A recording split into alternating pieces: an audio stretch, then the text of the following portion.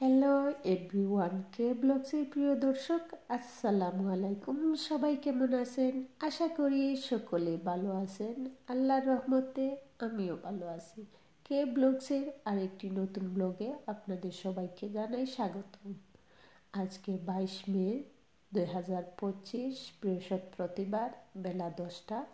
তো আজকে আমি আমার ফ্রন্ট গার্ডেনে কিছু প্লান্টস আমি ব্যাক গার্ডেনে নেব, আর আমার ফ্রন্ট গার্ডেনটা কীভাবে আমি একটু গুছিয়ে নেব এটা আমি আপনাদের সাথে শেয়ার করব। তো আজকে যারা যারা আমার সাথে নতুন তাদের জন্য আরেকটি কথা বলে দিই, হয়তো আপনারা অনেকেই আছেন যে আমার সাথে ভিডিওটি শুরু থেকে শেষ পর্যন্ত থাকবেন না, এই জন্যই আগেই বলে দিই যে যারা যারা আজকে আমার চ্যানেলে নতুন, প্লিজ আমার চ্যানেলটাকে সাবস্ক্রাইব করে পাশে থাকা বেল বাটনটি অন করে রাখবেন, যাতে নতুন নতুন ভিডিও, নতুন টিপস আপনারা শিখতে পারেন, বুঝতে পারেন। যারা নতুন গার্ডেনার তাদের জন্য বিশেষ করে হেল্প হবে আমার ভিডিওটা দেখলে।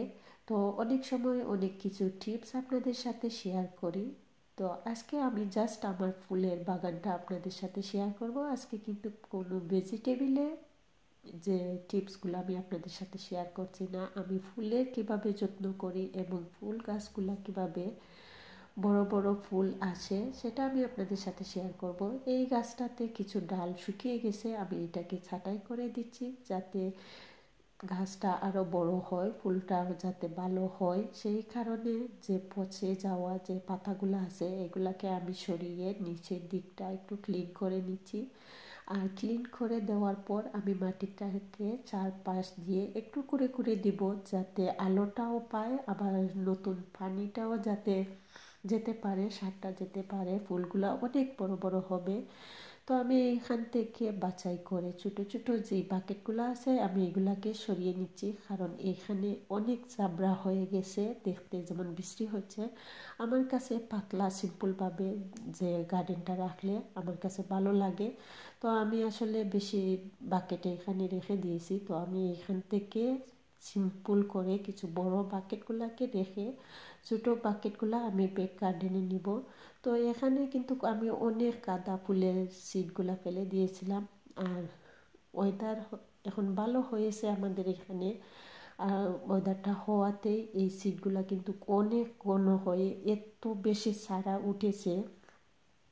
তো আমি কিছু চারা অন্য বাকেটে নিচ্ছি, আর এই চারাগুলো কিন্তু অনেক দিন হয়ে গেছে, ঠান্ডার কারণে বড় হচ্ছিল না, সেই কারণে ছোটো ছোটো চারা থেকে কিন্তু ফুল আসা শুরু হয়ে গেছে। তো আমি এখান থেকে কিন্তু ফুলের যে একটা একটা করে আলাদা করতে পারতাম, কিন্তু আমি করছি না। এই কারণে হয়তো শিকড়টা ভেঙে গেলে গাছগুলো আরও থেমে যাবে, আর থেমে যাওয়াতে কিন্তু গাছ বড় হবে না। তো বড় না হলে এই রকম ছোটো ছোটো গাছেই ফুল এসে তারপরে মরে যাবে। তো আমি এইরকম একটু কিছুটা হলেও আমি আলাদা করেছি। আর এখানে আরেকটা পাতার গাছ, আমি এখান থেকে একটা ডাল আমি যখন উইন্টারের সিজন ছিল তখন আমি ওই বাকেটে রেখে দিয়েছিলাম।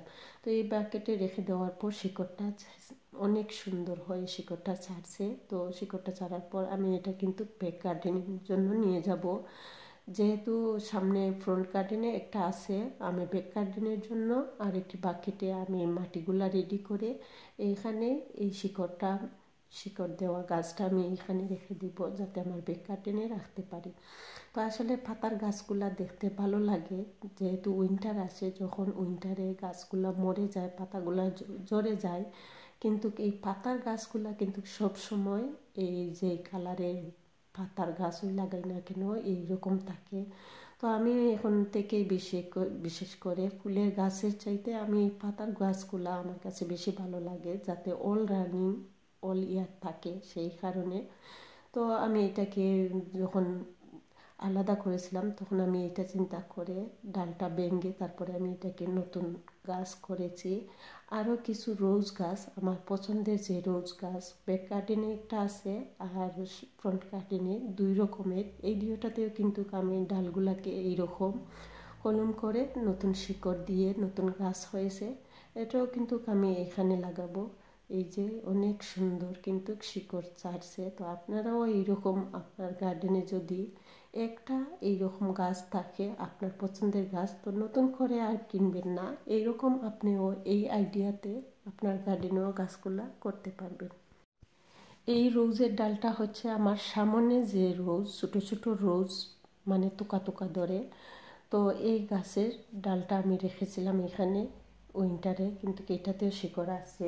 আর প্রথম যেটা, এটা কিন্তু আমার ব্যাক গার্ডেনে অলরেডি আছে। এগুলা কিন্তু এইটা কিন্তু আমার ব্যাক গার্ডেনে আছে। এখানে কিন্তু পিঙ্ক কালারের অনেক বড় বড় রোজ আসে, তো আমার কাছে এই রোজগুলা বেশ ভালো লাগে, সেই কারণে আমি এই গাছটা আবার নতুন করে করেছি।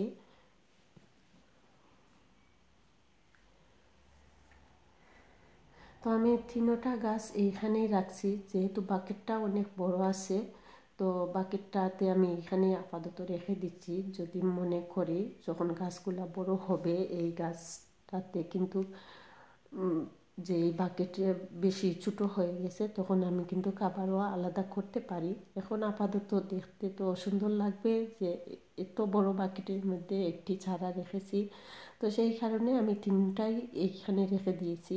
আর বাকিগুলা এই যে আমার গার্ডেনে রেখে দিয়েছি, একটু পানি দিচ্ছি যে যাতে করে শিকড়টা বসে যায়। আপনারা যে কোনো গাছ ট্রান্সফার করার পর অথবা জায়গা চেঞ্জ করার পর আপনারা পানি দিয়ে রাখবেন যাতে শিকড়টা সাথে সাথে বসে যায়। তো আমি এইগুলা যেহেতু ফ্রন্ট গার্ডেনে রেখে চেঞ্জ করেছিলাম, এখন আমি পানিটা দিয়ে শিকড়টা বসানোর চেষ্টা করছি।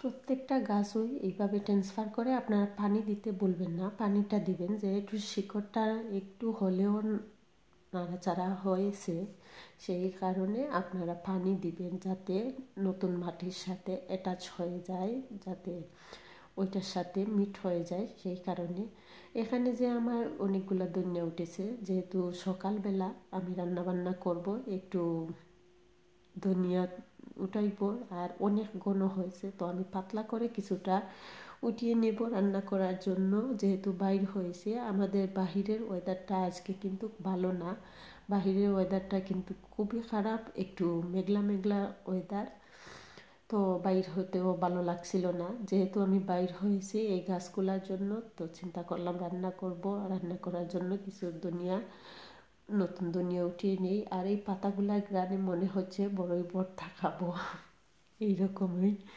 অনেক সুন্দর গ্রান, অনেক ভালো লাগছিল। তো আমার ভিডিওগুলো আপনাদের কীরকম লাগে অবশ্যই আপনারা আমাকে কমেন্টের মাধ্যমে জানাবেন। আর অন্য কোনো নতুন ভিডিওর সাথে আপনাদের সাথে কথা বলতে চলে আসবো। আল্লাহ হাফেজ।